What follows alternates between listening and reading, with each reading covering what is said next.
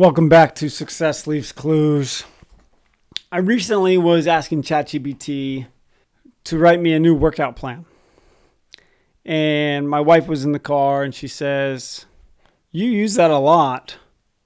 Don't you think that's going to hurt you because you're not going to be thinking deeply enough?" And I said, "Yeah, it will." And then I combated it with an excuse. I said, "But it helps me save a lot of time in certain things." And that's also true.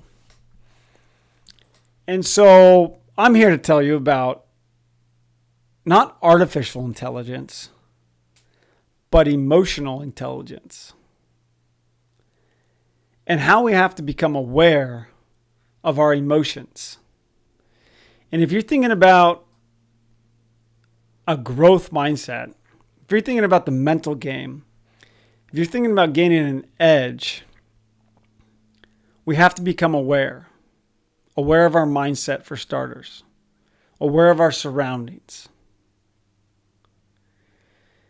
And when you dive into your emotions, how you felt after something happened, for better or for worse, and you say, "That felt like crap.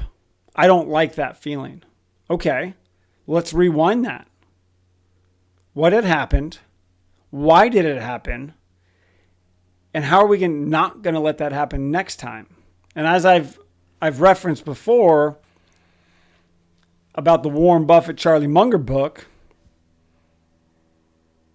Inversion, is let's think about why something doesn't work, and let's stay the hell away from that.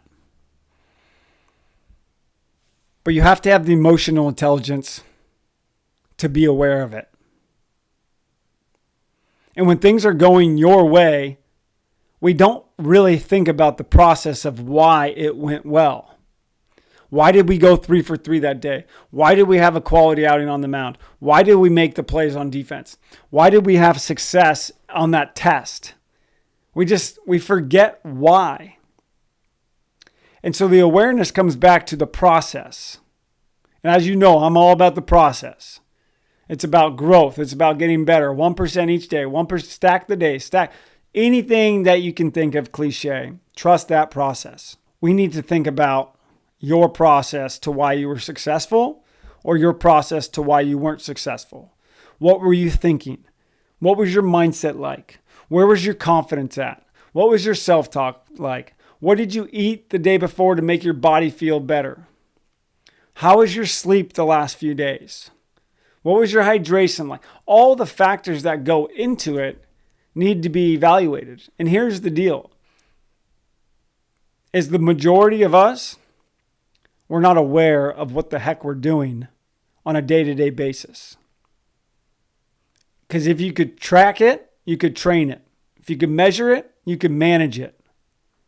So start to become more aware of what you're doing and how you're doing it and see what type of result that gets you and then make small adjustments. So that's the challenge today. Are you doing what you said you were going to do and does it have intent behind it? Or are we just doing something to do it and there's no intent, and that when a result happens, we're not sure how we got there? Easier said than done, but think about your process. Think about that meeting that you had or the test that you had, your finals, and how you were prepared for it. If you weren't prepared, you know that your grade's not going to be good. We know that. That's emotional intelligence. If you prepared for a full week and did a lot and you were dialed in, you're aware of that. You are probably more confident going into the test. So become aware of your preparation, become aware of your system and your process. And as a byproduct, you'll be able to make quicker adjustments.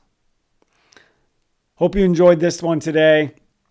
Emotional intelligence, not artificial intelligence. Keep thinking independently. Keep growing. Don't let somebody else grow for you.